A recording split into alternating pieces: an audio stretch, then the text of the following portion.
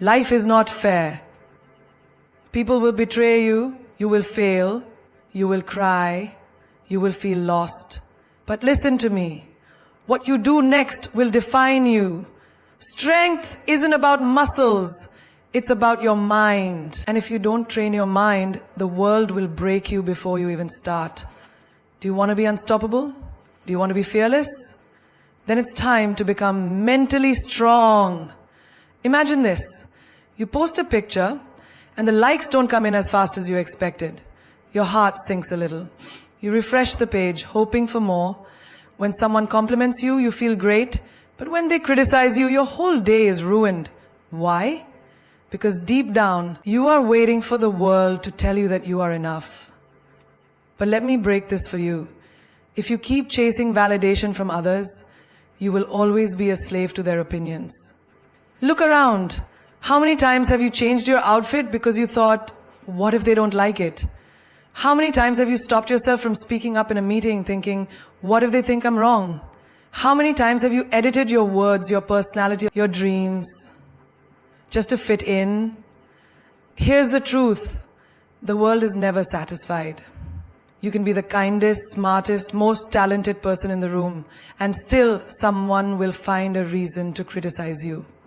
You wear simple clothes, oh, she has no style. You wear designer brands, oh, she's too flashy. You stay quiet, she's boring. You speak your mind, she's too loud.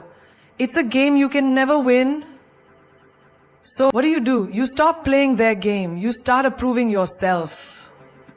Let me tell you something powerful. The person who needs to believe in you the most is you. Not your friends, not your family, not your social media followers, you. Because the day you start looking in the mirror and saying, I am enough, is the day no one can shake you anymore. Think about the most successful people in the world. Do you think they waited for approval? Imagine if Steve Jobs had waited for people to believe in his vision before he created Apple. Imagine if Oprah had waited for people to accept her before becoming one of the most powerful women in media.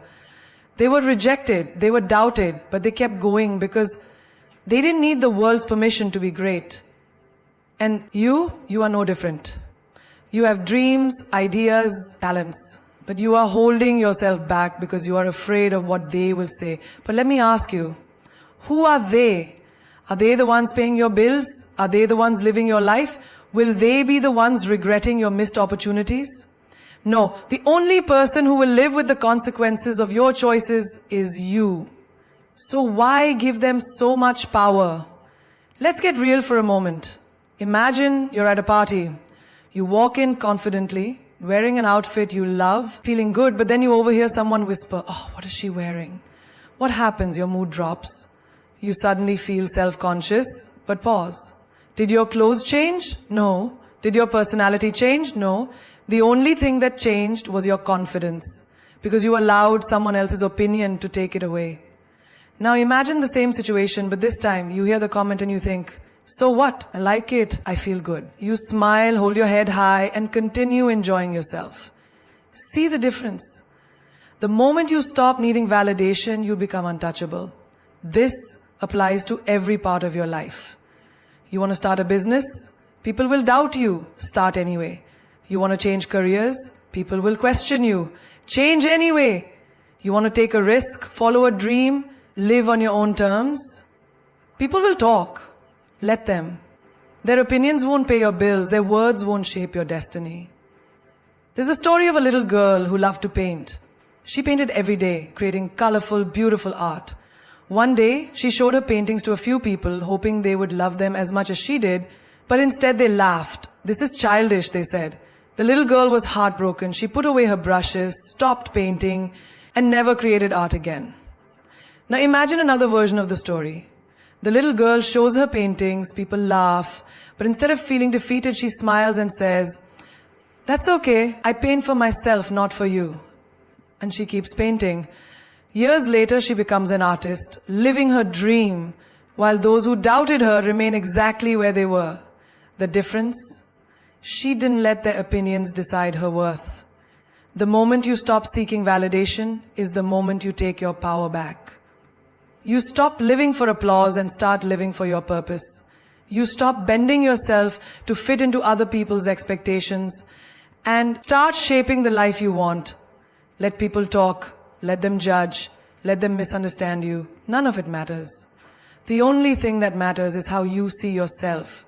Approve yourself. Because once you do, the world will have no choice but to respect you. There is immense power in silence, but most people will never understand it.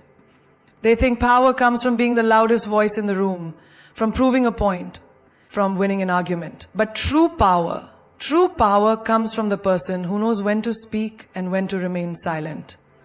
Because silence is not weakness. Silence is strategy. It is control. It is discipline. And if you master it, you will have an advantage over everyone who doesn't. Think about the last time someone insulted you, provoked you, or tried to get a reaction out of you. Maybe they were testing your patience, pushing your buttons, waiting for you to explode. And you did. You raised your voice, defended yourself, explained, reacted exactly how they wanted. And in that moment, they won. Not because they were right, but because they made you lose control. Now, picture this. Someone throws an insult at you, expecting a reaction. But instead of responding, you just smile. You say nothing. You let your silence speak for itself. What happens next? They get frustrated. They feel powerless. They try harder to get a response, but the more silent you stay, the stronger you appear.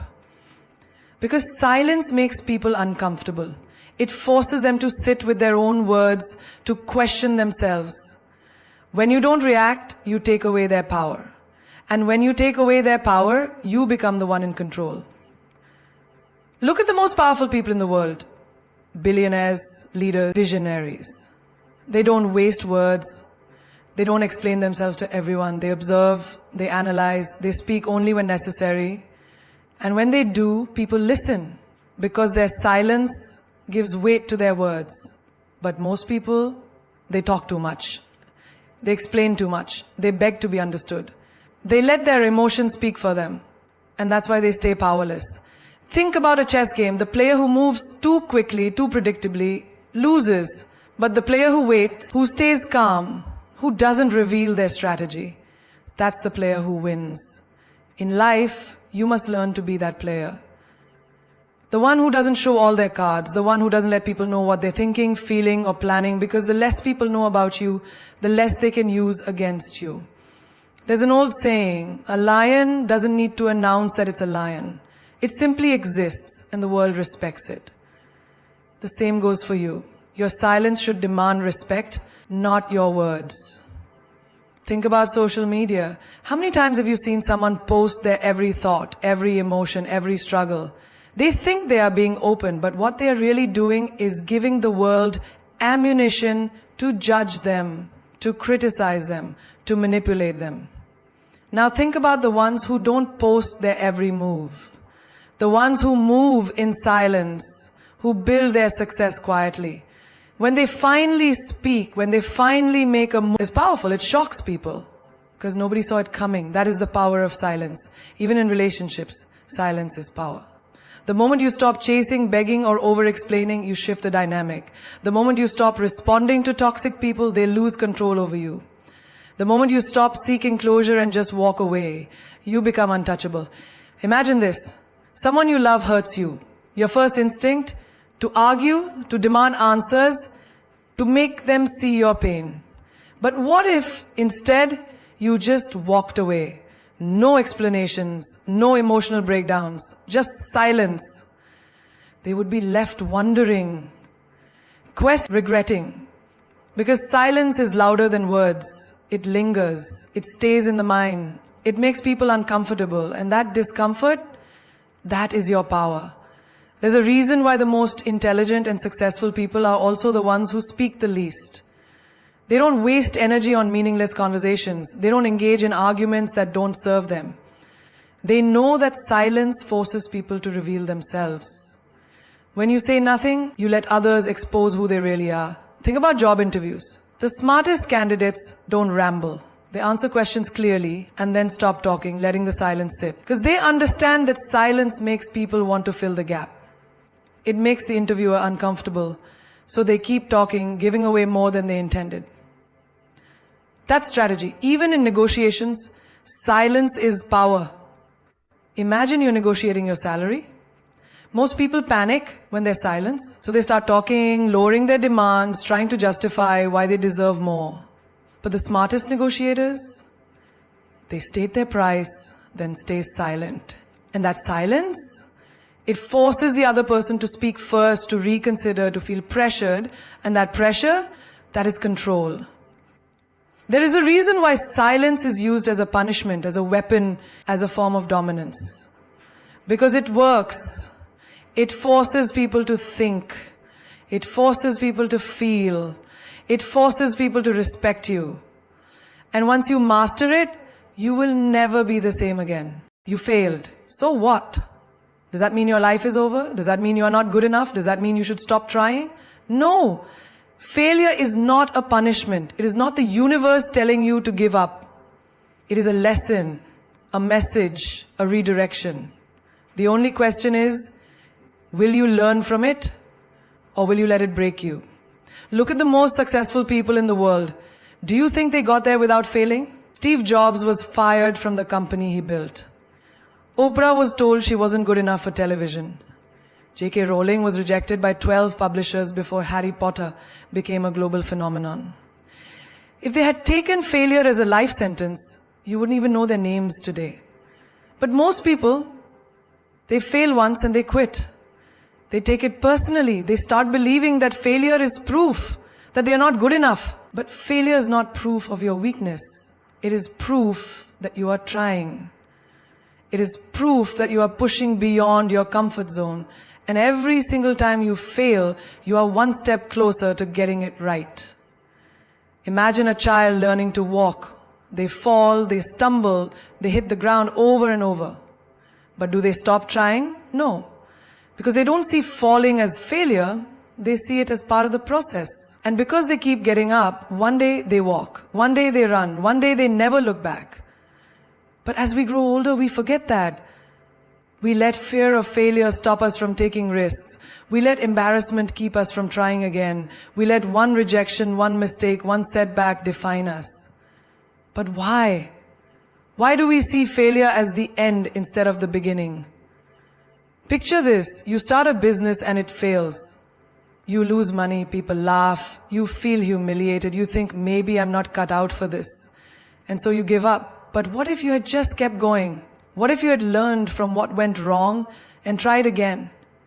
Because here's the truth. Your first failure is never your final failure, unless you make it so. Think of Thomas Edison. He failed over 1,000 times before inventing the light bulb. But when someone asked him how it felt to fail so many times, he said, I didn't fail 1,000 times. I found 1,000 ways that didn't work. That is the mindset of a winner. That is how you take failure and turn it into success. And let's talk about rejection. You go for an interview and they don't hire you. You take it personally. You start doubting yourself. But what if that rejection wasn't meant to break you, but to lead you to something better? What if you didn't get that job because you were meant for something bigger? What if that relationship that ended was never meant to last because you deserved better? What if every no was just pushing you towards the right yes? Failure teaches you things that success never will. It teaches you resilience. It teaches you patience. It teaches you what works and what doesn't. And most importantly, it teaches you who you really are. Because anyone can be confident when everything is going well. But true strength, true character, that is built in the moments when everything falls apart. You ever notice how the most inspiring people are the ones who have suffered, struggled, and failed? That's not a coincidence. That's because pain and failure shape people in ways that success never could. They sharpen you. They make you wiser, stronger, and fearless. Now imagine this. You are standing in front of two doors. One says easy, the other says greatness. Which one do you choose? Most people will choose easy. Most people will take the path where they don't have to risk failing. But you, if you want more from life, if you want to be unstoppable, you take the door to greatness. And that door comes with failure. It comes with rejection. It comes with struggle. But at the end of it, that's where success is waiting for you. Most people see failure as a wall, but you need to see it